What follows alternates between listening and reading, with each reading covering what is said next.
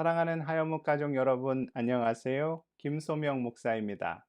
오늘은 한 주간을 시작하는 월요일입니다. 이 시간 주시는 말씀을 의지하여 행복한 한 주간, 그리고 희망찬 하루 열어가실 수 있기를 축복합니다. 오늘 본문은 로마서 5장 8절입니다. 우리가 아직 죄인 되었을 때에 그리스도께서 우리를 위하여 죽으심으로 하나님께서 우리에 대한 자기의 사랑을 확증하셨느니라. 2003년에 만들어진 더 브릿지라는 제목의 단편 영화가 있습니다.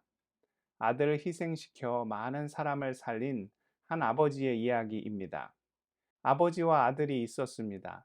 아들은 아버지를 사랑했고 아버지도 아들을 무척이나 사랑했습니다.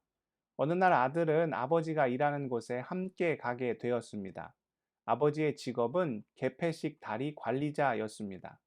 함께 가서 개폐식 다리 스위치를 누르기로 하였습니다. 근처 안전한 곳에서 아버지는 아들에게 이렇게 이야기했습니다. 1시간 후면 기차가 도착할 거야.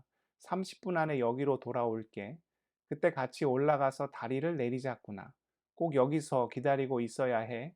아들은 그렇게 하겠다고 약속하였고 아버지는 기계실로 올라갔습니다. 그때 기계실에 전화 한 통이 걸려왔습니다. 배가 지나갈 예정이니 다리를 올려 달라는 것이었습니다. 그렇게 다리는 올라갔고 배는 무사히 통과하였습니다. 문제는 그 다리를 향해 달려오는 기차였습니다.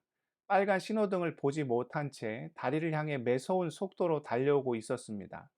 물가에서 놀고 있던 아이가 먼저 기차의 굴뚝 연기를 발견합니다. 그리고 아버지에게 기차가 오고 있다고 있는 힘을 다해 소리칩니다. 아버지는 기계를 점검하느라 그 아들의 소리를 듣지 못하였습니다. 이미 다리 근처에 온 후에야 기차를 발견한 아버지는 아들이 어디 있는지를 찾았습니다. 그런데 아들은 있어야 할 곳에 있지 않았습니다. 아들은 직접 다리를 내리기 위해 스위치가 있는 곳으로 갔습니다. 그런데 그만 기계실 안으로 떨어지고 말았습니다. 기차는 계속 멈출 줄 모르고 달려오고 있었습니다. 다리를 내리지 않으면 아들은 살지만 기차 안에 수백 명의 사람들은 목숨을 잃을 수 있었습니다. 어쩔 줄 몰라 하며 고민하던 아버지는 결국 하나밖에 없는 아들을 희생시켜 기차 안의 사람들을 살립니다. 아들을 잃어버린 아버지는 철로 옆으로 내려와 달리는 기차를 향하여 울부짖었습니다. 그때 기차 안에 있는 다양한 사람들의 모습이 비춰졌습니다. 화장을 하던 중년 여성, 여인에게 실연당하여 슬퍼하는 남자, 근무지로 복귀하는 군인, 함께 모여 노래 부르는 이들, 정말 각양각색의 사람들이 기차 안에 타고 있었습니다. 한 아들의 희생을 통해 자신들의 목숨을 부지할 수 있었다는 사실은 전혀 알지 못한 채 그렇게 그들은 기차 안에서 자신들의 삶을 이어가고 있었습니다. 그 중에 한 여성이 자기 몸에 마약을 주사할 준비를 하고 있었습니다. 그때 창문 너머로 오열하는 한 남자의 모습이 눈에 들어왔습니다. 아들을 잃고 기차를 향하여 소리치고 있던 아버지였습니다. 그 둘은 눈이 마주쳤습니다. 그리고 여성은 순간 깊은 생각에 빠졌습니다.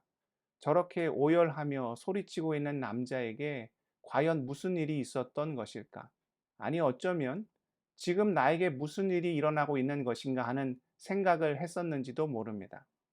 만약 나중에라도 기차 안에 있던 사람들이 한 아들의 고귀한 희생을 통해 죽음에서 벗어날 수 있었다는 사실을 알게 된다면 그들의 인생은 어떻게 달라져야 했을까요? 영화의 마지막을 보면 마약에 손을 댔던 그 여인이 한 아이를 안고 무척 기뻐하는 장면이 나옵니다. 이후에 마약을 끊고 사랑하는 사람을 만나 행복한 가정을 꾸리게 된 것이죠. 절망으로 치닫던 그녀 인생이 놀랍게 변화된 것입니다. 누군가의 숭고한 희생을 통해 다시 얻게 된 삶은 결코 가벼운 것이 될 수 없기 때문입니다. 이제는 함부로 살 수 없는 소중한 삶이 되어 버린 것이지요. 그래서 그런지 아들을 희생시킨 주인공 아버지는 행복해하는 그녀의 모습을 보고 미소를 지으며 한없이 즐거워하였고 영화는 그렇게 끝이 납니다. 그런데 이 영화의 내용이 어디서 많이 본 듯한 스토리로 느껴지지 않으십니까? 오늘 우리가 읽은 말씀 8절을 다시 한번 읽어 볼까요?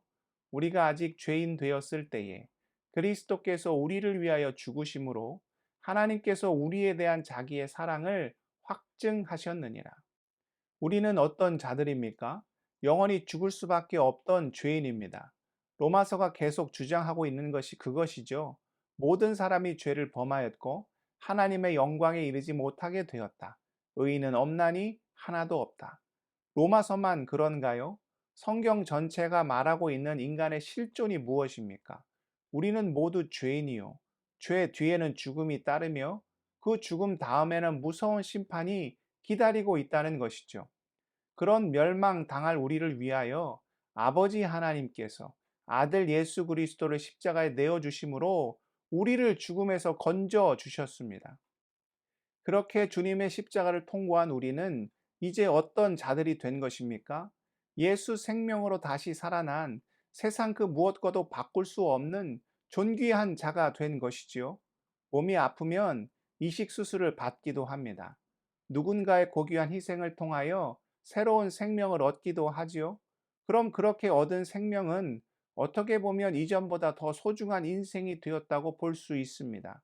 나를 위해 희생한 분의 목까지 살아내야 하기 때문이죠. 우리는 본질적으로 죽을 수밖에 없는 죄의 심장을 가진 자들입니다. 그런데 그런 우리를 하나님께서 불쌍히 여기셔서 우리 안에 있는 죄의 심장을 예수 그리스도 그 생명의 심장으로 바꾸어 주셨습니다. 이제 우리 안에는 어떤 심장이 뛰고 있습니까? 예수 그리스도의 거룩하고 존귀하고 복된 심장이 뛰고 있습니다. 그 위대한 사랑을 경험한 우리가 이제 앞으로 어떤 인생을 살아야 하겠습니까? 영화의 마지막에서처럼 우리도 하나님을 기쁘시게 하는 주를 통하여 새 생명 얻은 자의 합당한 삶을 살아야 하지 않을까요? 어떤 드라마의 대사처럼 이 안에 너 있다가 아니라 우리 마음에 예수 그리스도가 계십니다. 그 놀라운 생명의 능력을 힘입어 오늘 하루 주 안에서 온전히 승리하는 우리 하여목 지체들 다 되실 수 있기를 주님의 이름으로 축복합니다. 기도하시겠습니다. 사랑의 하나님, 우리는 죄인입니다. 그러나 아들 예수 그리스도를 십자가에 내어 주시기까지 한 하나님의 사랑으로 인하여 우리가 새 생명 얻어 천국의 자녀 구원의 백성 되었음을 믿음 안에 고백합니다. 이제 그에 합당한 삶을 살길 원합니다. 우리가 주 안에서 얼마나 존귀하고 거룩하고 복된 자인지를 깨닫게 하시고 늘 삶 속에서 주님께 온전히 영광 올려드리는 삶을 살게 허락하여 주옵소서. 우리가 살고 있는 이 땅 미국과 두고 온 조국 대한민국을 불쌍히 긍휼히 여겨주실 때 열방과 민족이 주의 능력의 손안에 있음을 온전히 깨닫게 하여 주옵소서. 무엇보다 우리 하여목 지체들의 삶을 주님께서 친히 돌보아 주시길 원합니다. 그 어렵고 힘든 모든 삶을 위로하여 주시고 하늘의 능력을 부어 주실 때 승리하며 주 안에서 모든 것 능히 감당하는 귀한 지체들 다 될 수 있도록 아버지 역사하여 주시옵소서. 이 모든 말씀 예수 그리스도의 이름으로 간절히 기도드리옵나이다. 아멘.